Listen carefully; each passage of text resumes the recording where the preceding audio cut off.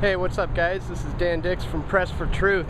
It is Wednesday, August 17th, 2011, and it's been just under a week now since the riots that have been raging all over London have ceased. And now that some of the dust is settling, it's becoming a lot more clear now just what kind of results will come out of these types of actions, and always do. I think it's important for people to understand that the global elite, they want that clash. They want you to go out into the streets, cause a violent, destructive upheaval, set things on fire, cause a big scene. They want that. They're hoping for it. In fact, sometimes when it doesn't happen, they will set up circumstances to ensure that it does. Because this is how they gain their power. It all plays into their ideology of order out of chaos, and their whole belief in the Hegelian dialectic, where they can introduce a thesis, they will then get their desired antithesis so that they can offer their synthesis to this whole situation that they've started in the first place. And it's a lot easier to understand this concept when you think about it like problem, reaction, solution, where, let's say, what you want is you want to take away people's rights to use new technologies against the system. You want to increase the Orwellian Big Brother world by installing more cameras, and you want to beef up the police state by having more cops on the street.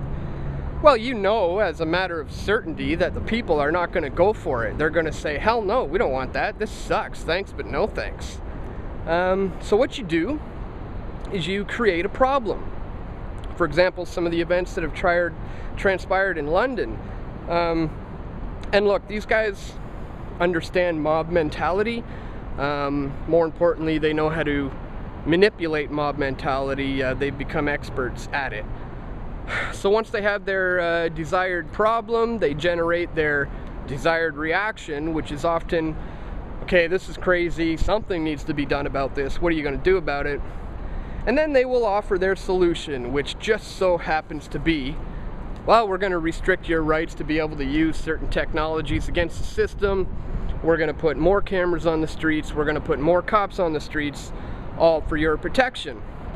And this is how it's done. This is how the masses are manipulated into giving up our own freedoms, our rights, and our liberties. And just last week I was looking at this book again, Propaganda, that I have here by Edward Bernays. I read it a couple times, maybe about 5 years ago, but just last week I picked it up again, and I was flipping through it and thinking about everything that happened in London, and there's a couple pages here that just stood out that really blew my mind. And if you bear with me, I want to share some of it with you. This was written in 1928, and at this time Edward Bernays was explaining how you could use some of these techniques to manipulate a whole massive group of people. He was showing how you can do it in order to sell products. But these same techniques can be used to manipulate an entire society into doing exactly what you want them to do. So check this out. It was one of the doctrines of the reaction psychology that a certain stimulus, often repeated, would create a habit, or that the mere reiteration of an idea would create a conviction. Suppose the old type of salesmanship acting for a meat packer was seeking to increase the sale of bacon. It would reiterate in innumerable times in full-page advertisements, eat more bacon. Eat bacon because it is cheap, because it is good, because it gives you reserve energy. The newer salesmanship, understanding the group structure of society and the principles of mass psychology, would first ask, well, who is it that influences the eating habits of the world? The answer, obviously, is the physicians. The new salesman will then suggest to the physicians to say publicly that it is wholesome to eat bacon. He knows as a mathematical certainty that large numbers of persons will follow the advice of their doctors, because he understands the psychological relation of dependence of men on their physicians. The old-fashioned propagandist, using almost exclusively the appeal of the printed word, tried to persuade the individual reader to buy a definite article immediately. This approach is exemplified in a type of advertisement which used to be considered ideal from the point of view of directness and effectiveness. You, perhaps with a finger pointing at the reader, buy O'Leary's rubber heels now. The advertiser sought by means of reiteration and emphasis directed upon the individual to break down or penetrate sales resistance. Although the appeal was aimed at 50 million persons, it was aimed at each one as an individual. The new salesmanship has found it possible, by dealing with men in the mass through their group formations, to set up psychological and emotional currents which will work for him. Instead of assaulting sales resistance by direct attack, he is interested in removing sales resistance. He will create circumstances which will swing emotional currents as to make for purchaser demand. Now, this next part here is what really blows me away every time. This is an incredible example. If, for instance, you want to sell pianos, it's not sufficient to just blanket the country with a direct appeal such as, you, buy a Mozart piano now, it is cheap, the best artists use it, it will last for years.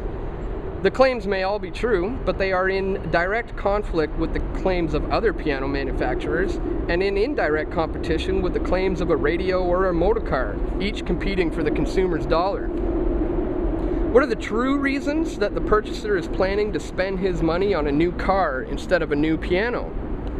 Is it because he has decided that he wants the commodity of locomotion more than he wants the commodity called music? Not altogether. He buys a car because it is at that moment the group custom to buy cars. The modern propagandist, therefore, sets to work to create circumstances which will modify that custom. He appeals perhaps to the home instinct, which is fundamental. He will endeavor to develop public acceptance of the idea of a music room in the home. This he may do, for example, by organizing an exhibition of period music rooms designed with well-known decorators who themselves exert an influence on the buying groups. He enhances the effectiveness and prestige of these rooms by putting in them rare and valuable tapestries. Then, in order to create dramatic interest in the exhibit, he stages an event or a ceremony. To this ceremony, key people, persons known to influence the buying habits of the public, such as a famous violinist, a popular artist, and society leaders are invited. These key people affect other groups, lifting the idea of the music room to a place in the public consciousness which it did not have before. The juxtaposition of these leaders and the idea which they are dramatizing are then projected to the wider public through various publicity channels. Meanwhile, influential architects have been persuaded to make the music room an integral architectural part of their plans, perhaps with a specially charming niche in one corner of the room for a piano. Less influential architects will, as a matter of course, imitate what is done by the men whom they consider masters of their profession. They, in turn, will implant the idea of the music room into the minds of the general public. The music room will be accepted because it has been made the thing. And the man or woman who has a musical room or has arranged a corner of the parlor as a musical corner will naturally think of buying a piano. It will come to him as if it was his own idea. Under the old salesmanship, the manufacturer said to the prospective purchaser, "Please buy a piano." The new salesmanship has reversed this process and caused the prospective purchaser to say to the manufacturer, "Please sell me a piano." So, this is amazing. Again, this is written in 1928, and it really outlines just how easy it is to manipulate a whole group of people without them knowing. And there is still a lot of people who don't really know that this is going on. And within the movement, a lot of people will refer to those who have not realized this yet as the sheeple. And I usually tend to, I don't usually use that term. It's just kind of derogatory, or I don't know if the derogatory is a word. It's just not very nice. However, the sheep analogy is a really, really good analogy at explaining just how this thing works. If you ever get a chance to observe a group of sheep, you'll see that you'll have a bunch of them standing, you know, in a field together, a couple hundred of them, and then a shepherd will walk over, he'll stand on the hill, he'll make a little gesture, wave his arm or his staff, and then a couple of the sheep will start walking over towards him. But then all of a sudden an amazing thing happens. The other few hundred sheep will all start following those before them. They don't know where they're going, they don't know why they're going there, they just blindly follow those before them. And I mean, that's really humanity's mob mentality in a nutshell. Now, sometimes you're going to get some sheep who are going to stray from the group. They're going to say, hang on a sec, I don't want to go in this direction, I don't even know where we're going, I don't trust that guy up there, I'm going to do my own thing, thanks but no thanks. Well, those sheep have to deal with the sheepdog. And the sheepdog is the one who instills fear into those who have tried to stray away from the group.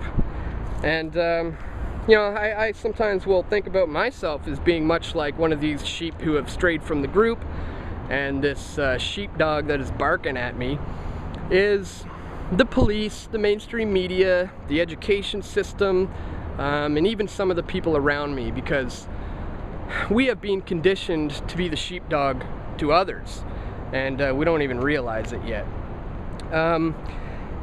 So, you know, that's in a nutshell how this thing is all put together, and we really need to step out of this system. I mean, the current task, one of the biggest tasks of the current global elite, is to convince the world that one world government is the only solution to our many, many problems.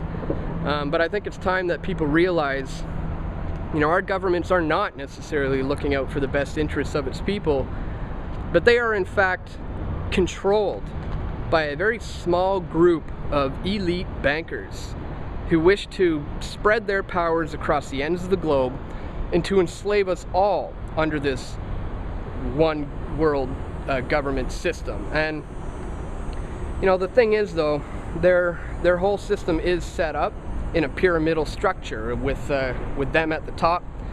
However, we are the ones who make up the base of this thing. So I think it's all about stepping out of this system and beginning to cause a crash. I mean, when you remove the bottom brick of a pyramid, what happens? It all comes tumbling down. And that's where it's at, global non-compliance.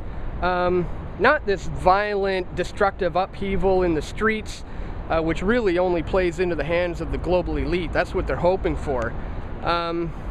What we need to do is just step out of the system, and one of the keys to doing that is to get out of debt. And you know, when you have mortgages and line of credit and multiple credit cards and loans, the global elite have got their bony little fingers wrapped around your neck, and they can squeeze at just about any time that they want.